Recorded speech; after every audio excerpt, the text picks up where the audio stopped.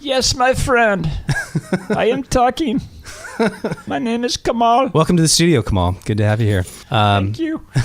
So, Kamal, otherwise known as Greg Escalante, it's really great to have you here in the KX 93.5 FM studios. Today, this is College Art Radio. I'm your host, Mike Stice. And Greg, welcome to the studios. I'm really pleased you could be here with us today. Well, thank you. And I'm very happy to be here because it's always nice to talk about art. Yeah, great. Well, that's why I invited you on. I know you can not only talk about it, but can educate a lot of people on it as well. And that's what I think we'll aim to do. I know you're well equipped. And I know that I've known this for a little over 20 years. When I first met you at Laguna Art Museum, one of the things I remember is you telling me a little bit about how you got involved in art in the first place. So if we can back up to when you were a student at Cal State Long Beach and you were in the ceramics department getting a degree, right? And about what year was that? Started in 73, I guess. Okay. Graduated in like 93. That's a joke. But it's still graduated in 80. Well, it's actually 79. But So you were working towards a degree at Cal State Long Beach, and you were also doing some interesting work right here in Laguna Beach, I remember you saying, at the old Pottery Shack. Is that right? You remember everything. Yeah.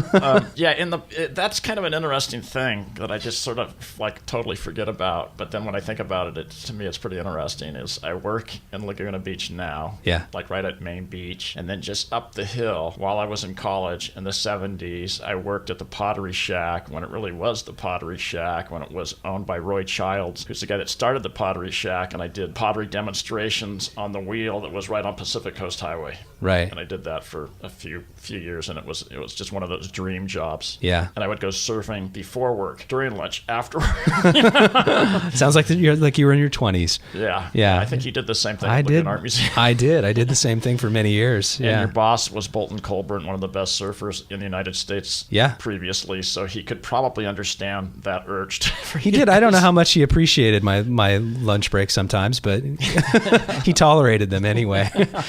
So where did you surf around here on your lunch breaks? Did you surf in Laguna? It was mainly just down from the Shack, which was at Brook Street, and near there, but I just mainly remember Brook Street and Thalia Street sometimes, but it was mostly Brook Street. Yeah. And then I remember finally entering the Brook Street contest where I had to lie and say I lived in Laguna and winning it. And I think under false pretenses. Yeah, and I think Michael Armstrong, if you know that surfer, I think he got second. Oh, okay. Was Fred Stoddard in it at all? I didn't see him there, I know him. Okay, yeah, cool, because he's definitely into ceramics as well. Yeah. Really accomplished artist. Yeah, cool. So you've got a history here in Laguna Beach. Your history in being involved with art goes back quite a ways. How did you get involved in Laguna Art Museum?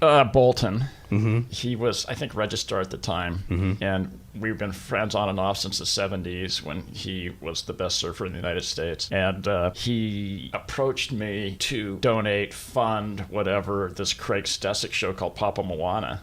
And I remember when he asked me if I would donate money, and it wasn't that much, or maybe it was more, and then I gave him less. I think I gave him around $2,000. And he asked me, and I said, no, because when anyone ever asks you for money, the first thing you say is no. Right. Then he goes, oh, okay. And he just took the no for the answer. Well, Bolton, you can't do that. If I say no, you got to say, no, it's really good, and tell me all the reasons why I got to do it. You got to come back about 4 times. Right. So he did, and eventually I said, okay. And I said, yeah, I'll do it. So I did it, and that was the first time I ever donated to an art show, an art museum, like that. Yeah. So did you donate beyond money? Did you also have Craig Stesick works in your collection? No. At the time? No? Okay. No. That was later, huh? So the next show that you were involved in that I knew about was in, I think, about 1992, and that was I Thought California Would Be Different, and that was underwritten in part by Nicolas Cage, I remember that, and Charlie Miller, some of the artists in that. I remember Raymond Pettibone did the poster for that, classic poster. But so how were you involved with that exhibition? Okay, we'll get to that. In a second, but back to what we were just on, just because Stesick's kind of topical, I think, right now, at least to, this certain demographic that we're interested in, which they just came out with this movie called Bones Brigade. Right. Stacy Peralta did it, and Stesick's in that movie. Okay, so back then, because you just made me think of that, Stesick, and was kind of getting to know him. Bolton was a friend of him for a long time, and I met him before a long time ago when Bolton brought him by my house. But he's very hard to understand and enigmatic, just his whole manner. So it's like it's hard to deal with him. But then Bolton gave me this video cassette, and it said Future Primitive. Right. And Bolton said, Stesic gave me this. I don't know about it. You know, if it's any good or not, you might want to check it out. And I put it in and I watched it, and my jaw just dropped down, and I just go, oh my God, this movie's unbelievable. Not so much as the skating, but the art. But then he turned skating into art, and actually one of the worst films I'd ever seen in my life was a skateboard film by Hal Jepsen. Maybe I shouldn't have said that name, but it was just so awful. I used to see in surf films, and at least it's got surf, but at least skateboarding back then was very boring and static with no story and all that. So this was like so the opposite. It would just, so that's what really struck me, is how bad a film could be and how great Stesic made this film. So I instantly, from that point on, became a huge, you know, Stesic as an artist fan. So I just wanted to throw that story. The Bones Brigade, has that been released yet? Yeah, you can watch it streaming live on Netflix. Oh, okay. So yeah, for a while it was in these festivals, and I didn't know, and no one told me, and finally I just checked Netflix, and there it is. Yeah. Yeah. Oh, cool. Okay. Well, I'll have to check it out. I haven't watched it yet. Okay, so you asked me that other question. Yeah, about I thought California would be different. Okay, so what was there a question? So the question was, what was your involvement in that exhibition? I think you loaned some artwork to, didn't you loan a Robert Williams piece to that exhibition? I can't remember. I mean, I might have, but the most memorable part was getting Nicolas Cage to give us money to an art show, because as much as movie stars are rich, and as much as they say how cool they are, you know, and as much as they say how much they help the poor, which maybe they do, man, I've never heard of any artist ever helping the artist, you know, or underwriting an art show. You know, sometimes they'll lend their name to it. I notice now in L.A., maybe a lot of shows Mary Karnowski does, it's like Patricia Arquette hosts this show, you know, and she uses the name, and that's a way that I'm sure these celebrities are helping artists and stuff. But back then, there was nothing. And so...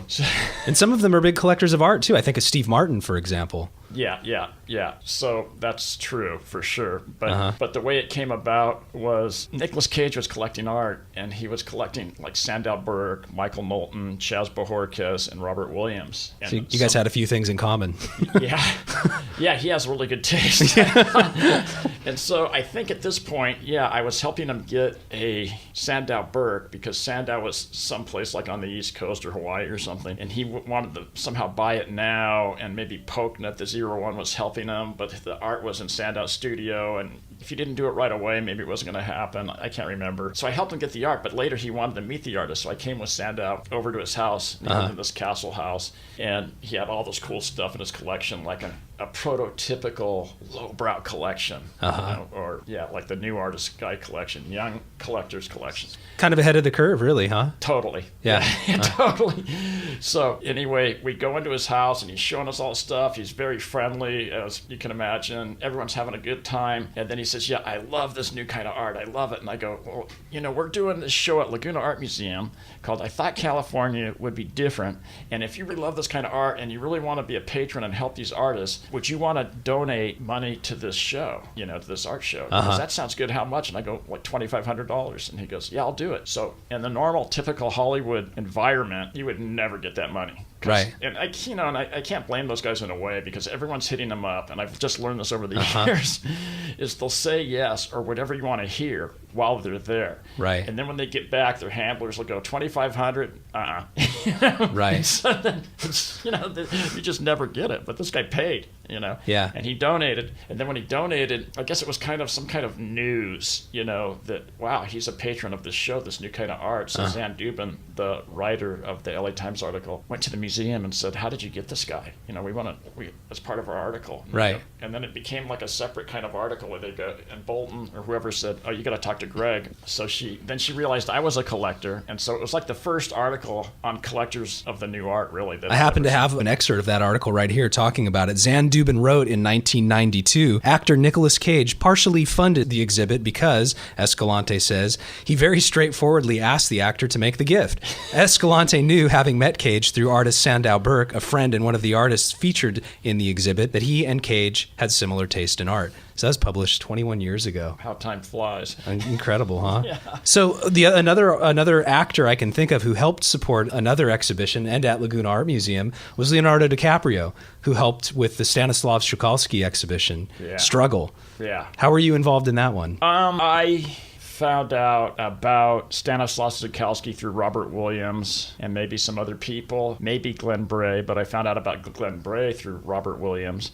And then they had this guy that had the untold story, like the crazy art and this guy. And there was a whole body of work that had never been shown in a museum. Maybe the Polish Museum in Chicago, the guy lived out here in California. And so, it's like a show that I thought should happen. So I got behind it and wanted to make it happen. And I think Juxtapoz gave it some ink too, didn't they? Oh, yeah, for sure. Yeah. And so, I probably, since it's hard to remember because there's so many that are similar, I probably helped raise some of the money and pitch the museum on doing it. But it seemed like Laguna Museum was really cool because they liked, I thought it was cool because they liked my ideas. Yeah. But they liked them, and they, and if they didn't like them, they just wouldn't do them. And they'd tell me. But it's kind of, in a way, I wasn't working at Laguna Museum all day long. And so I'm out in the area and I'm seeing things. And they're trusting me to tell them, like, the cool things that I saw. And this was, in a way, just one of them. And it's interesting that you said Shukalsky, because he has an unreal drawing show coming up at the Begovich Gallery, which is the gallery at Cal State Fullerton right on campus. And I want to say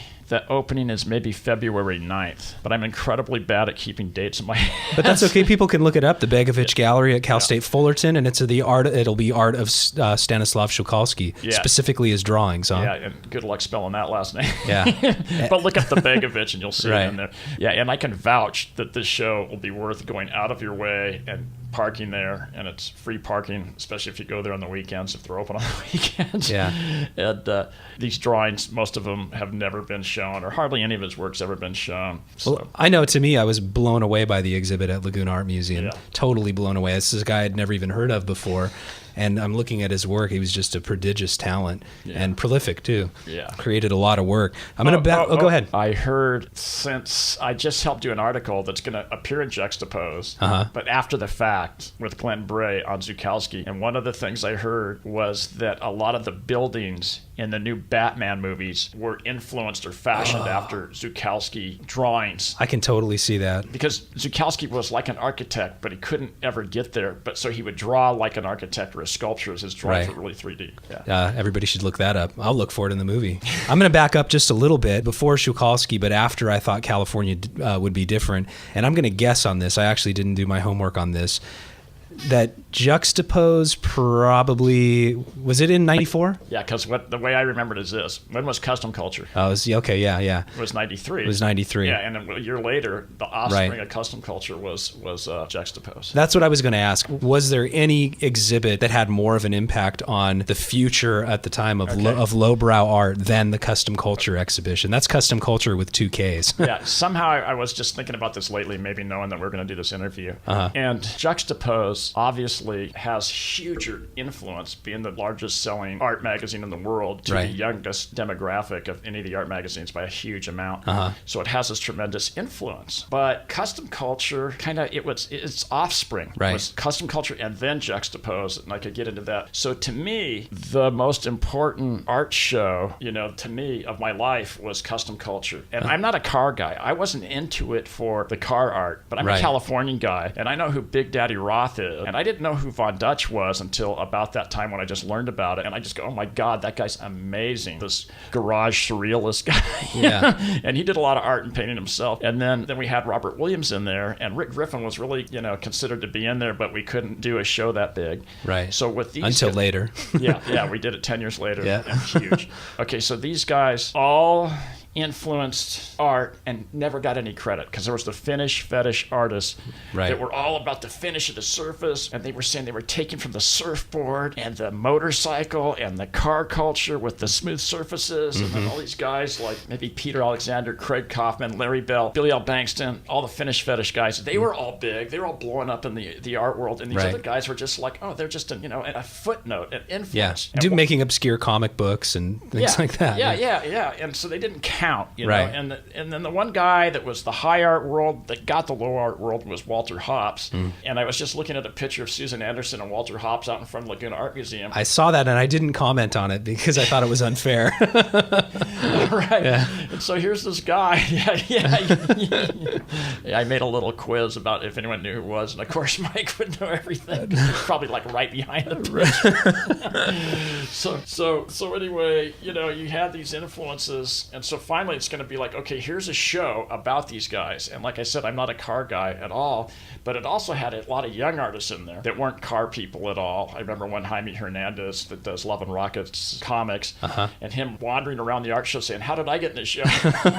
Dude, you're a comic artist. You shouldn't be in a museum. You're influencing people. You're doing art. You know, all these other artists aren't car people. And that was the younger part, you know. Right. And they're in this show because it's about all these people, the influences, all these people that were basically not allowed in the museum. They were denied being in the museum. And finally, this one show, they're all in the museum. And so to me, that's like a landmark. That's like BC and AD, you know. It's like, so I look back and I hear about an art show and I go, what year was that?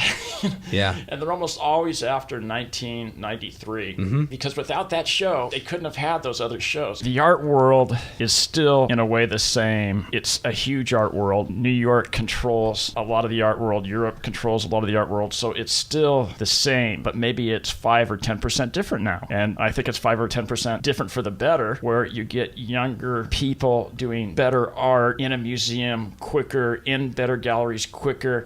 People that would never ever get in a big huge art gallery like Lori Lipton getting into the Ace Gallery, you know, just wouldn't have happened before. It just would have been, oh, this is crazy Day of the Dead art, but now she's featured as a big time artist there, stuff like that. So the market has expanded and it's become more inclusive as far as just some of the more the institutions that show the art as well. Therefore, there's a demand in the galleries, and therefore that's spread out. There are more artists who are following these artists, and I think the world's expanded to such a degree, and so much of that has to do, obviously, maybe the genesis of it was the Kustom Kulture exhibition, but in the greater part, that what brought the Kustom Kulture aesthetic to Juxtapoz, which ironically later there is an exhibition called the Juxtapoz aesthetic.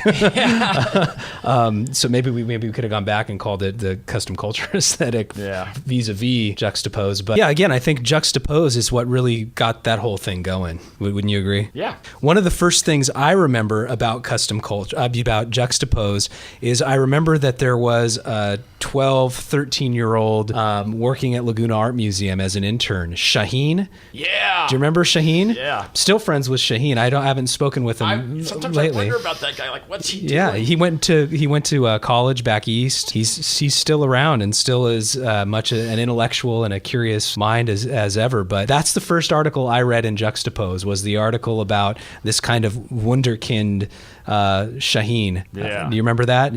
Yes, except for that it was, I think, in Sin magazine and it wasn't at Juxtapoz. Oh, really? Was it? I think I pitched it to Juxtapoz and they couldn't figure it out and it didn't make sense. And so then there was this, I was friends with this other guy and he had this magazine. But it had 2 different names. This is complicated. It was SIN for a while and then it changed to something else. And actually, they were trying to sell themselves and go out of business or something, or about to go out of business. And Juxtapoz was thinking of buying them too because it was more of a different culture magazine. So I think we got his article in that magazine. Okay. And maybe later I'll remember the exact, because I don't think it was Sin, it was the other one. Okay. Oh, it was like the same thing. They probably handed you right around the same time. But anyway, that was really when it started kind of being on my radar. Right around that time. That was right back in the very beginning. And then I can remember being places and starting to see it on magazine racks, and then it just started gaining momentum. And I think today I was talking and I mistakenly said, "Oh, it has the largest circulation, or it's the biggest selling art magazine in the United States." And you corrected me and said, "No." I said it was in the world. Yeah. And then I also said, unless there's some Chinese art magazine that we don't know about. Right. But so right now it has the title of being the biggest selling art magazine in the world. And and you are the co-founder of that magazine. Tell me a little bit about the other co-founder or co-founders. Was it Craig Stesick? And was Robert Williams involved? And Robert Williams has to get all the credit. Okay. Because it was his idea. And he knew this lady that worked at Outlaw Biker Publications, and she was a big fan of his, and they did tattoo magazines and things like that. So they had an appetite for visual aesthetic and stuff like that. And so he says, what you should do is pitch your publishers, your bosses, on doing a new magazine, an art magazine that was like the Minotaur in the 30s. It was the coolest magazine ever, and it had Picasso on the cover and Salvador Dali and the Surrealists and the best art writers. And that's what we could do. And the only reason it went out of business is World War II happened in Europe, because it was out of Europe and just wiped it out like so many things got wiped out. So she went and pitched them. They said, yeah, we'll do it. So it started. They ultimately did about 5 issues. But after issue 2 or something, they said that we have to sell the magazine, and you can only have a job if you find the buyer. And Williams told me that the magazine was, messed up and it would be over unless we found a buyer. And I knew Fausto Vitello, the owner or the main guy at Thrasher magazine, skateboard magazine, where I first discovered Robert Williams.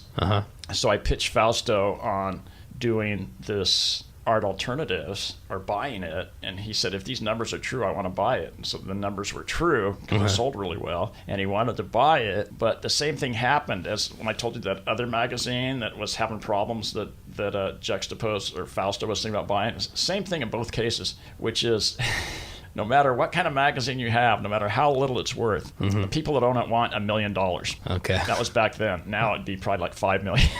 Because I got a magazine, it's worth $5 million. Right.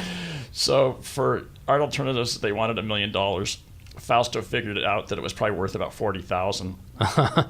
So the negotiation didn't work out, and the alternative for art alternatives was that we could just start our own magazine for, and so we did, and we came up with titles. Robert Williams made a list of 187 titles, and they were hilarious. I wanted to publish just all those titles possible, because some of them were. Did you ever do that? No, but maybe they still have it, because it was so funny. Some of these were they like the titles for his paintings? Yeah, they're just I remember one of the paintings at the Kustom Kulture exhibition with Oscar Wilde. Oscar Wilde, the syphilitic lily sniffer. Yeah, so one of the titles for the magazine might have been Lily Sniffer, right? Or syphilitic art, right? So I contributed one name for the title magazine, because I said, this name is the good name, it's the best name that we could have. I can't think of anything better than this. But they didn't like it. They went with Williams. And what was it? Popular art. Oh, okay, it's to the point. Yeah, or pop art. And so, but Robert Williams is the one who came up with the name Juxtapoz with the Z spelling at the end. Yeah. Okay. Which I didn't like it at all until he made the Z at the end. I go, okay, that's cool. Okay. Yeah, it does definitely at the time, especially, would end a little bit more of an edge to it. Yeah. So you were, I think your title at Juxtapoz, I don't know if it is anymore, aside from being co-founder, you had an unusual title for a magazine, and it was curator. Right. How did you arrive at that title? Well, the way it happened was Kevin Thatcher, who was the editor, the first editor that we had. Oh, wait, the first one was Michelle DeLeo, but she left after 1 or 2 issues. That was the art alternative one. So he was the second one that we had, and he was a guy from Thrasher. He wanted to put my name on the masthead and just came up with it and called it Curator. And to me, it was a dream title, because if I was what it said it was, and I did this a lot actually, but it would have made it more official, is I would have picked the artist to be profiled in the magazine, and then I would have picked the writer to write the article. So I did that a lot. Someone else showed up after Kevin, named Shay Nowick. She didn't stay that long. Then Jamie O'Shea stayed for 10 years, so he was the most stable in there for a long time. And so during his reign, I got to pick a lot of the artists and a lot of the writers, and it worked out great. Then they got a new editor, and when they got the new editor, I didn't really like how the magazine was going at that time. It was just too much urban and graffiti. Although I love that kind of art, but just all the other kind of art that we used to show, really skilled, surrealistic artists weren't in there anymore. And so people were coming up to me and just complaining, since it said curator.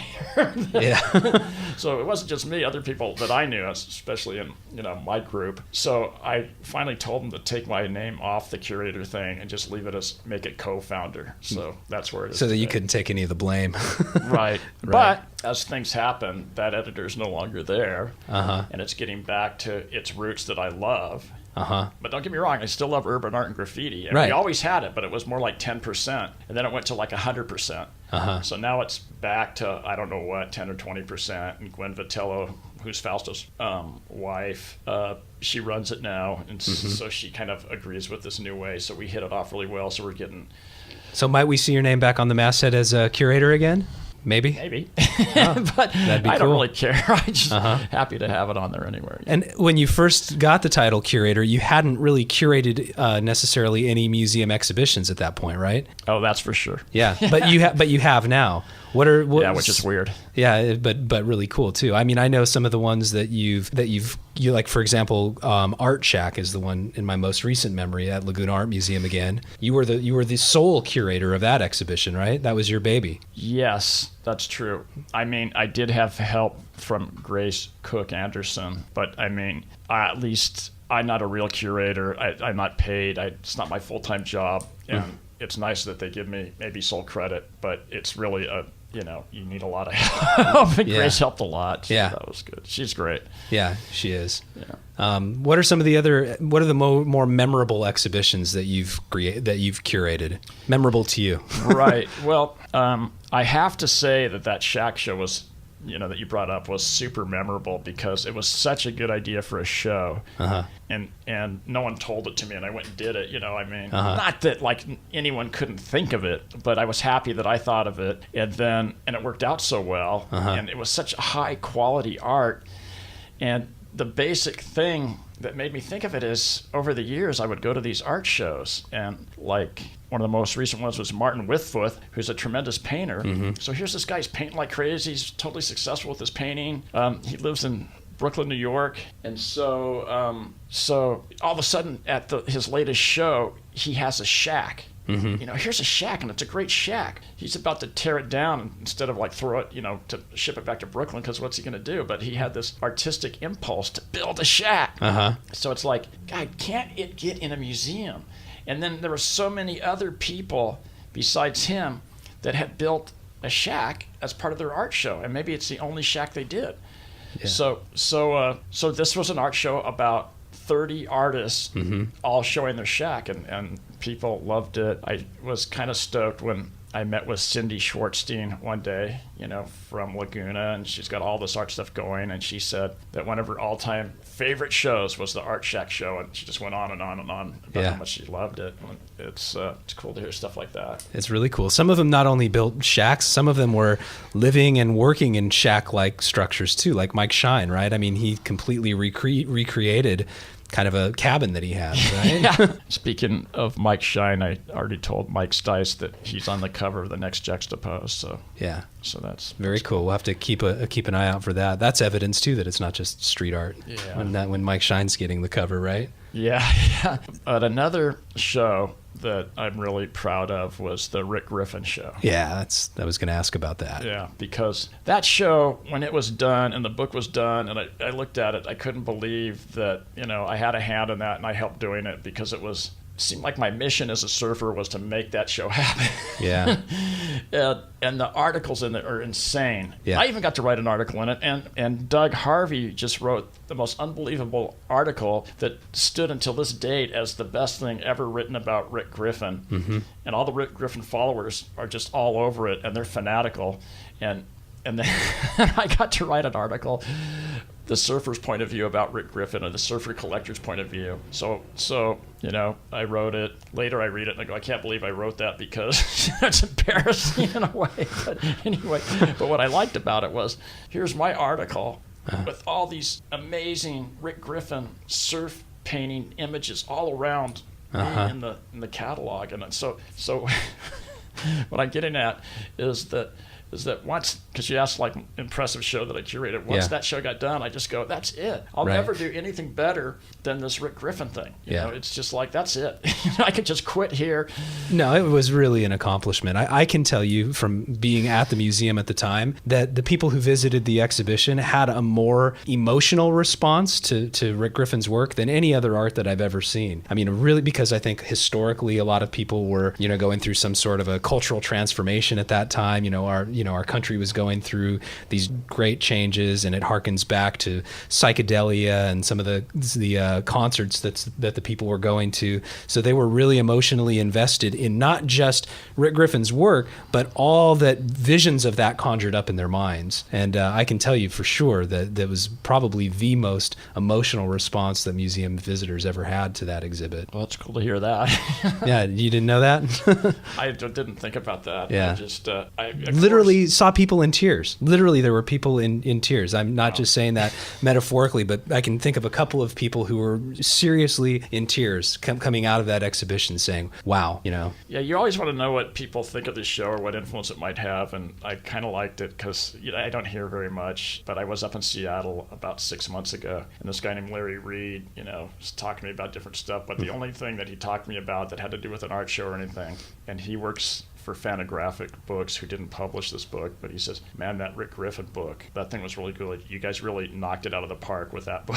Yeah. And I thought, oh, okay, perceived that way, that's a good thing. So, some of the listeners may not have been making the connection. You mentioned the word yourself a couple of times during our discussion here, but this overlap in the surf culture and the art culture, and how you can kind of see that. I mean, some of that was even going on in the finish fetish, right? I mean, oh, yeah. Some of those artists who were surfers and they were seeing these new materials being used in the aerospace industry, they were starting to be used in the surf industry. That's a little less obvious to people as it is when somebody's painting a wave or Rick Griffin is drawing Murphy or somebody like that. Mm-hmm. But so you, Bolton, Craig, I don't know, you could list a number of other people who kind of helped bridge that gap and take some of the people who were not being recognized as surf artists as high arts by the institutions. What's that like now, where you're seeing some of those artists being exhibited in museums? To see his work, Von Dutch's work, in museums, Rick Griffin in a museum, it's a huge accomplishment, and it's changed the face of the art world. A different direction, when you just mentioned that, popped up in my mind, which is the artist named David Lloyd. And he's an interesting story because when I first sort of started to hit the art scene in LA, there was this guy, David Lloyd, who was the most promising young artist in LA. And the reason I say that is because somehow he got in with the Margot Levin Gallery, which I think at the time was the most blue chip gallery in LA. And she would show, Roy Lichtenstein and Oldenburg and just the biggest guys. And so she would just pick like one new artist every so often, maybe every 4 years or every once in a while. So she picks David Lloyd and to show with her. And so he's showing, and he does this total abstract art because that's the way that you would go back then. And he figured it out, and he did the abstract art, and he's with the number one best gallery, and he's selling his new in the gallery things for maybe $10,000 each, and maybe sells like 20 a show, and it's all successful. And he does that, I'm not sure how long, you'd have to ask David Lloyd like the whole thing, but maybe for a couple of shows or a couple of years or maybe a decade, I don't know what. But David Lloyd's like this big surfer. And so, maybe he sees all this surf stuff going on too. That's cool, I want to do some of this. Maybe see some Russell Crotty, maybe see some Sandberg, maybe. And so I think he does some of it, and he brings it in and shows her, and they just go, no, you can't do that. We got this abstract market for you. You'd be crazy to do that and lose your market, and you don't know what you have here. That's like the worst thing that you could do. Just don't do that. So I guess somehow he just goes, man, I'm going to do what I want to do. So he does.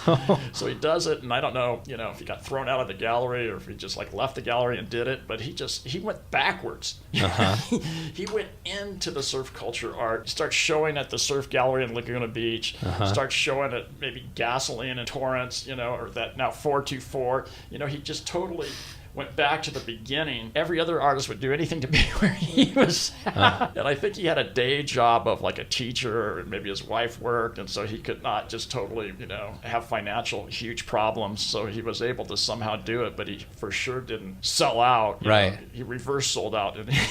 Maybe a little bit of career suicide at first, right? Oh, totally. Yeah. I mean, he could be so huge in the mainstream art world. He could be having big shows at MoCA and MoMA because so much of it is Margot Levine, MoCA, MoMA, Europe. Have you ever had an exhibit of his work at your gallery, which is the Copro Gallery? No. Is he not a good fit? Right. It's all about fit. And maybe he hasn't even approached us at my gallery. I always tried to keep, I don't know if I always tried, believe me, it's a long story, but I kept it at a real arm's distance. I think one time I said, you got to have, I really want to show this guy's art. And it was Jeff Gillette. But then I had to, because the guy that runs it knows how to sell art and make money. And so I had to go out of my way to make people I know or whoever buy this art, but it was mostly people I know. And so then I just thought, and then my partner at the time, Doug Nason, he only did one show. And it was Leonard Nimoy photographs, which you think would sell. Except for Leonard Nimoy had been shown all around LA. So by the time it showed at our gallery, the market was saturated.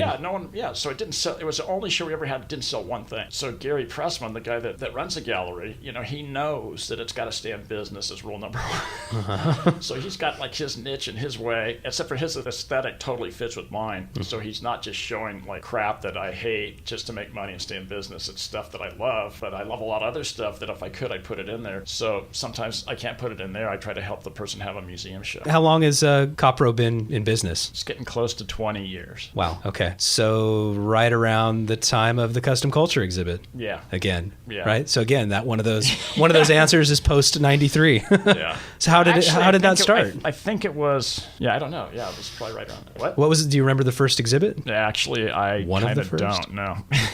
I remember. Yeah, I don't know.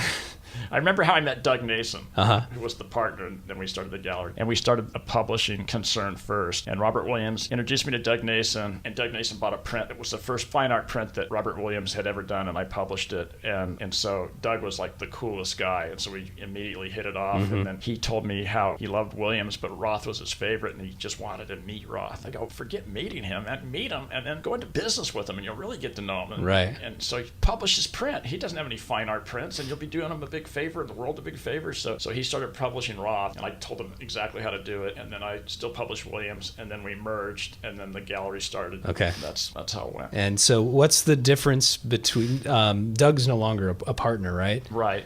So what's the big difference between Copro Gallery back then and Copro Gallery now? Well, okay, I guess to me, the big difference is when we first had it, it was totally hokey. It started out in Doug Nason's backyard garage. It did, and it was funny too, because we'd do these ads in Juxtapoz, and some like Japanese guys would show up at like 7 in the morning on a Saturday knocking on his door because they wanted to see the art gallery. So he'd get up in his underwear and maybe a t-shirt, and then like put his slippers on and go show the gallery. And then it would go to these hokey little locations that we'd get for almost nothing, because Doug was into real estate, knew about real estate, knew how to get stuff really cheap, like that. But then finally we make it to Culver City, and Doug bought the building, is living above the building. No, at first he's living inside the building, and he's renting out the place on top of the building because he's going to make it, economic sense. Right. And so then finally he sell enough art, he moves to the top of the building. Okay, so now finally it's kind of like we needed to take our artists further down the road. The number one gallery place in all of Los Angeles area is Bergamot Station. I mean, undisputed. And this is before Culver City had its thing. Even with Culver City, it's undisputed because it has more galleries in one place. It's like an art Disneyland where you just walk around and see everything. The other thing is we just had this gigantic opening there last Saturday, and we had, over 1,000 people, maybe 2,000 or 3,000 people. It was this huge Conjoined 3 show. It's an amazing show. So there was, free parking for everybody. So because no one else was having any kind of opening at that point. So we just had the whole complex, and we took almost every spot. Wow.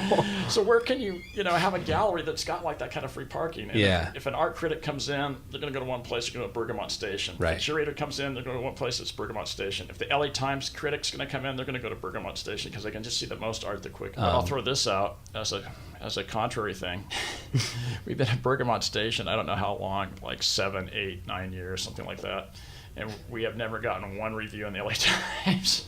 Really? Yeah, so it's probably a bad thing overall, but maybe we're doing something right and we're still underground. Right. They don't think our art's worth it. But in the meantime, we're selling a ton of it to important collectors. Were you inspired at all to exhibit at Copro by anything that Billy Shire was doing over at La Luz de Jesus? Was there any kind of a synergy between you guys? Yes. Billy Shire was a huge influence. He had the coolest gallery in LA when I was getting into it. Well, actually, there was two. One was the 01, which was John Pokna. And actually, the 01 is the one that made me realize there was a cool art world in LA that I had no idea about. And the 01, I think, showed like Williams, Von Dutch, maybe Roth before anybody, before Laguna. But that was before me. And somehow I went in there, and that's where I discovered Chas Bojorquez. And then after all of that, you know, and seeing what that was about, then I found out, stumbled on, I don't know what, La Luz de Jesus. And he was showing cool art too, like really cool art. And to me, his big contribution was that he showed folk art and cool new art. So he had this way of merging this aesthetic, you know, Day of the Dead, let's say, versus this kind of art that loves Day of the Dead, you know. And it made so much sense to me. So I would buy all this stuff from his gallery, and then I'd buy art from the 01 and his gallery. And that was kind of my whole deal. And I always respected, idolized him. I didn't start a gallery because I was emulating him. I started a gallery almost on accident of a thing that happened when Doug and I got together, and it just grew out of us publishing the prints. But so then I was a big champion of Billy Shire and convinced Juxtapoz that we should do an article on him. Robert Williams is a champion of Billy Shire too, but he wasn't actively, you know, he's painting all the time. It could have been years before.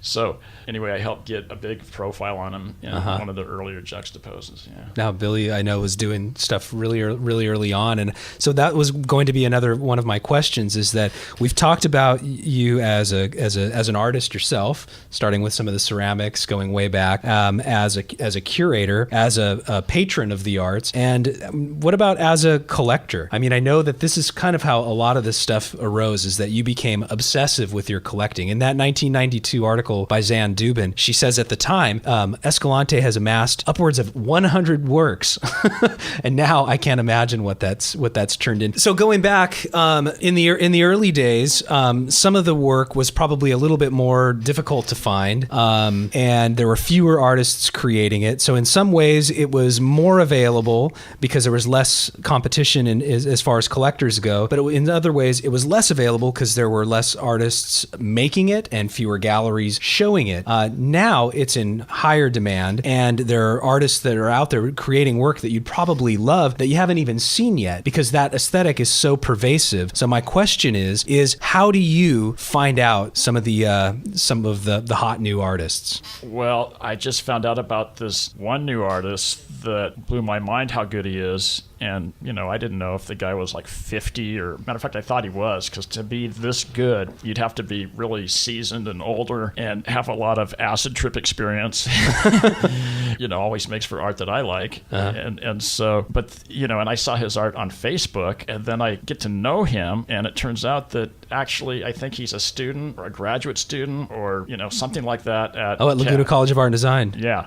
And the guy's amazing. So like his art's so amazing that I would go way out of my way to buy it. And so you're going to have an exhibit of his work at Copro? Well, we're going to put him in the way it works, you know, at most galleries or at our gallery is he's going to be in the next group show that we do. And if that goes good, then he gets like the 4-man show and he's one of them. And then he gets like the 1-man show and stuff like that. But what sets Timothy Robert Smith's work apart from some of the other young artists you've been seeing lately? To me, it's, I don't know. It's just it has a really high level of concept, and I called him up and started talking to him about it, and you know, he starts quoting physicists and wormholes and perspective, and a lot of people could talk about that and quote it, but it's so backed up by his painting. It's like, whoa, that's how he got there. It was either there or drugs. And not everybody can channel drugs the right way. You know? Yeah. What do you think about some of the art that's coming out of that college right now? Well, as I remember, that school used to, I mean, I might be wrong, but a long time ago when that school happened, and maybe I've been around ever since it was almost created, it seemed like it was a school that people went off to do art at, but nothing ever came out of there. Right. And then in recent years, I saw a show at Laguna Art Museum that was the students, you know, in the basement. And that was some of the better art I've seen anywhere, or as good as art I've seen anywhere. Like, it's like, whoa, what happened? This place really changed. Right. Then later I hear that F. Scott Hess is teaching there. And then, that makes sense. Right. It was surprising that he could even have that much influence, because skill is like so hard to acquire. So maybe they have other art teachers that are equally as good. But so this guy was very impressive. And it's nice. We'll have to check out his work, and especially when it comes to your gallery as well. Have to let us know when it's there, and we'll definitely, as a student of Laguna College of Art and Design, we'll help point people to the gallery as well. Yeah, because before, I've seen so much great work come out of Laguna College that before it was like some of these other like long-time art colleges that were mainly involved in skill and rendering and things like that, where the other schools were more abstract and concept and all that. But now you get more of it at Laguna College that I can see than anywhere else. Number one place. Yeah. Wow. That's a big endorsement. From what I've seen. Right. Yeah. That's a great. Don't think of it that way. So one way you said you find new art, and this was new for you, was on Facebook. So you saw his work on Facebook and were blown away by it, contacted him. And I think that's why a lot of people follow you on Facebook. So it's interesting to see kind of the tables turn. You're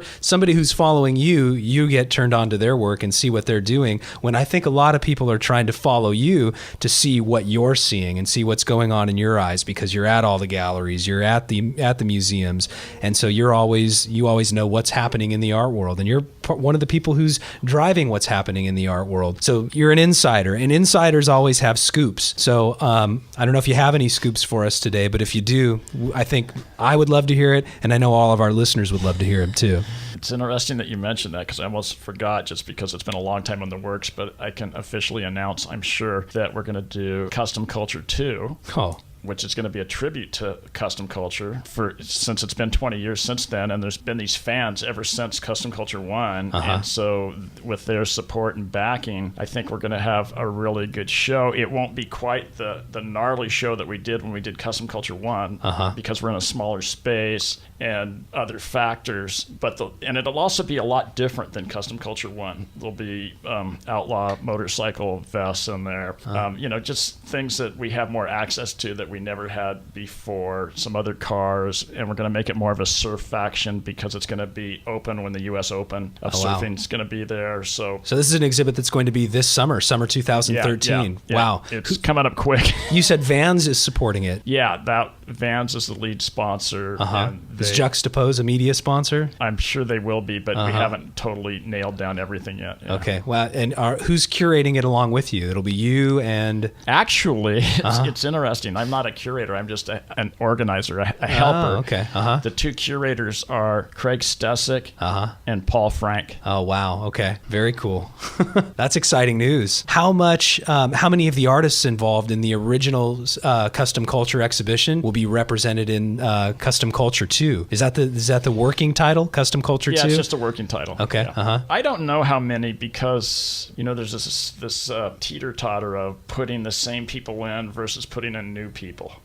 Because people didn't get their chance like 20 years ago. So, and plus, there's a lot less space. Right. And I don't know how much they're going to do of the new stuff, as opposed to the old stuff. So it hasn't been curated out too much yet, because it's all these reasons why they weren't sure that if they could do the show. They had to have like Measure Z pass, so Huntington Beach Art Center would know they were still in good shape, and it did, and stuff like that. That's really exciting news. Well, I think that's probably a good note to end on. I think we've gone full circle. We talked about so much how Kustom Kulture is what started a lot of this, including it spawned the Juxtapoz Magazine and that Juxtapoz aesthetic. And now how fitting that 20 years later, there's going to be homage to that exhibition and to the beginning of a new era, as you said, post-Kustom Kulture. And so anything else you'd like to say before we sign off, Greg? It's been a real pleasure talking with you. Never a shortage of interesting stories and information on the art world. I hope we can have you back as a guest in the future too. Well, I would love to come back, because I love talking about art. And one of my favorite quotes on art was from the artist Jonathan Borofsky. So I'll leave you with that, and hopefully it'll work for you, which is, art is for the spirit. Nice. Okay. That is a good note to end on.